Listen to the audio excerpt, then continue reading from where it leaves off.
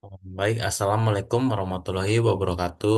Perkenalkan, nama saya M. Diva Putra Parastan, NPM 21082602111. Izin mempresentasikan pada blog ginekologi yaitu mengenai mioma uteri. Jadi, yang pertama-tama bisa dibahas itu ada definisinya, yaitu tumor jinak otot polos rahim atau miometrium yang sering dengan jaringan fibrosa. Terus untuk etiologinya ada mutasi gen, terutama MED12, terus ada pengaruh hormon estrogen dan progesteron, terus ada faktor epigenik dan eh, faktor lingkungan.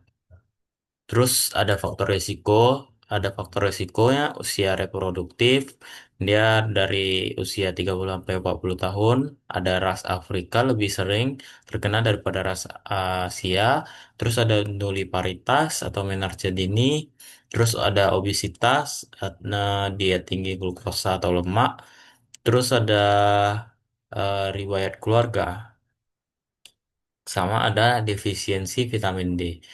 Terus untuk tanda dan gejalanya ada perdarahan menstruasi berlebihan, nyeri tekan, nyeri tekanan panggul, terus sering BAK atau sembelit, terus ada infertilitas, ada keguguran berulang, terus ada perut membesar atau terus ada juga anemia.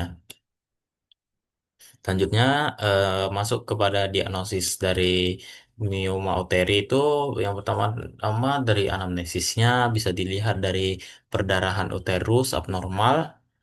Terus ada nyeri panggul, rasa penuh di perut bawah, terus ada gejala penekanan atau anyang-anyangan, terus ada infertilitas atau keguguran berulang. Terus pada pemeriksaan fisik dijumpai pada inspeksi perut tampak membesar bila miomanya besar. Terus ada palpasi bimanual itu bisa dijumpai uterus membesar, teraba nodul padat, tidak nyeri. Terus pada pemeriksaan penunjang itu dilakukan USG transabdominal atau transvaginal untuk em, mencari modalitas utamanya. Terus ada MRI panggul itu bila diperlukan untuk pemetaan miomanya. Terus ada histerektomi itu bila miomanya di submukosa. Terus ada laboratorium darah lengkap itu untuk mendeteksi HB-nya. Bisa dideteksi untuk melihat dia anemia atau enggak. Terus masuk kepada tata laksananya. Tata laksananya bisa tergantung usia, gejala, ukuran, dan lokasi mioma. Terus keinginan fertilitas dan kondisi umum. Jadi tata laksananya yang pertama yang non farmakologi itu adalah observasi.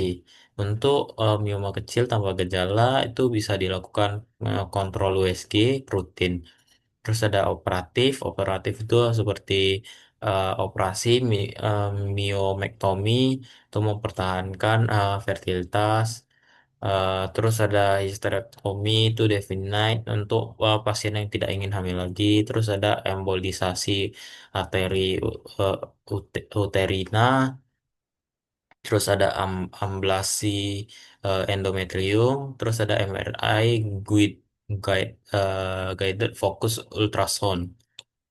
Terus selanjutnya tergantung usia dan ukuran tadi bisa dikasih tata laksana farmakologi yaitu terapi hormon itu seperti agonis GnRH itu bisa dikasih leoprolide atau goseril itu mengecilkan mioma sementara. Terus ada agonis GnRH, antagonis GnRH itu bisa dikasih elagolix atau relugolix itu menurunkan perdarahan dan ukuran miomanya. Terus ada progestin bisa dikasih untuk kontrol perdarahan. Terus ada SPRM itu ulipristal asetat itu untuk mengecilkan mioma dan kontrol perdarahan.